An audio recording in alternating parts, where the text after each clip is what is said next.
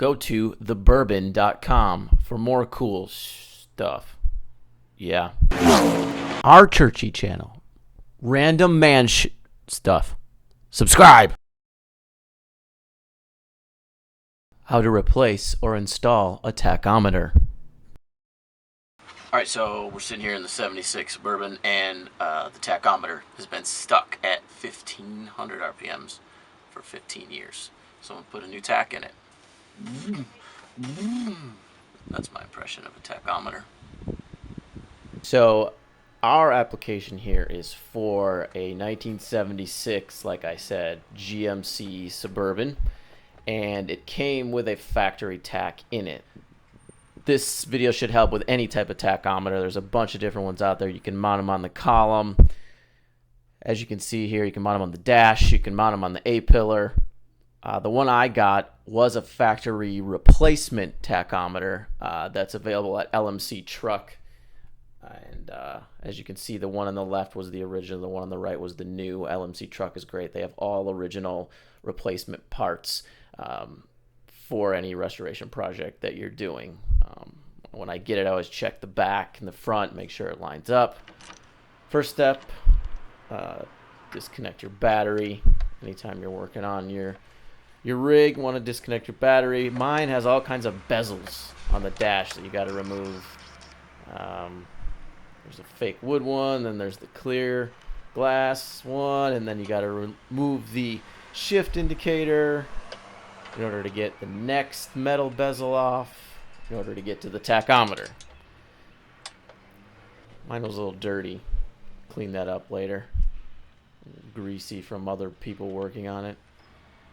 Take the tachometer out. There's just little bolts. So if you just have a small ratchet kit, you get those out. I also had to take the actual dash off. Just mine's held on by 3-4 different screws underneath the dash. Once I had the dash off, I was able to get to, again, the final bezel that actually holds the tachometer, which is held on by a couple little screw-in bolts. Get the bezel out, which gains you access to the tachometer itself and all the wiring harnesses. The tachometer simply just unplugs. Boom, like that. And then as you can see, you have to be able to get to these three little cup nuts. Not nut cups, but cup nuts. So what I did was just take some scissors and make sure you don't score anything in that actually has electronic wires going through it. These little clear plastic parts can be cut so that you can get to the cup nuts, just like that. They're not very very tight. You can just pop them loose by hand. You might need some needle nose pliers to get to them as well. So you just take those off, and then once you take the front bolts off the tachometer, it pops right out, and then you just line it back up with these 3 or 4 threaded studs, and then put the nut cups back on. First, you have to disconnect the old wiring harness, and the first step in that is disconnecting the power source, which is a red wire. As you can see here, mine just went directly into the fuse box. So disconnect that. That's the first wire, your power wire. And then follow your wiring harness down. And your second wire will be a black ground wire, which you can see connects just to the firewall there. Mine was a 1/2 inch.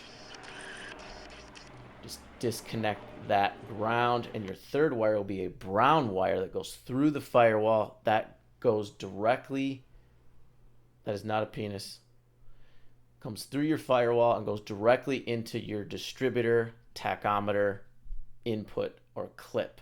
As you can see right there, it just connects directly into your tach input on your distributor cap. Take that old wiring harness out, get rid of it. This is your new wiring harness, which should be exactly the same as your old one. It should come with the tachometer. Just make sure it's the same, and then just reverse the steps. Screw the tachometer back in, plug the new wiring harness into the back of the tachometer,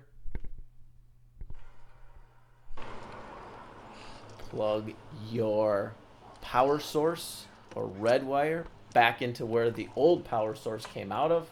Again, mine just pops right into the fuse panel, 15 amp fuse panel.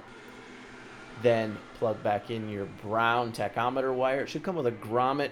You have to slide that grommet up to give yourself some extra lead wire in order to feed the tachometer wire through the firewall. So that's going to end up going in the distributor cap after you feed it through the hole in your firewall. Pull it back out the other side.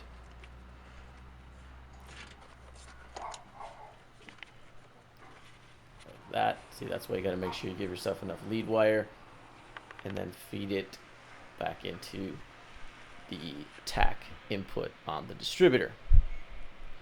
Then you just bolt your bezel back in, and the tachometer is back installed. Your application may be different. The blinker might be left on, like an idiot like me. And then you just fire it up, and it should work. Oh, shit. So as you can see, something is up because my tachometer is not reading.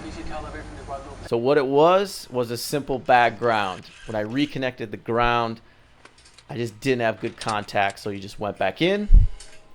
I found a different ground place to put my ground wire. I cleaned it off really well, and as you can see, the tachometer works perfectly fine.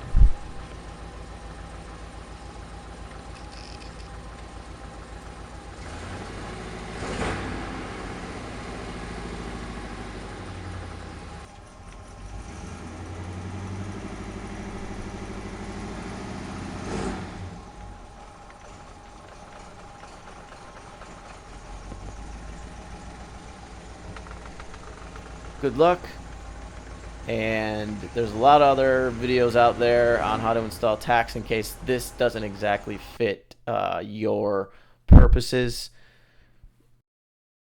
Brought to you by thebourbon.com, restoration of a 1976 GMC Suburban.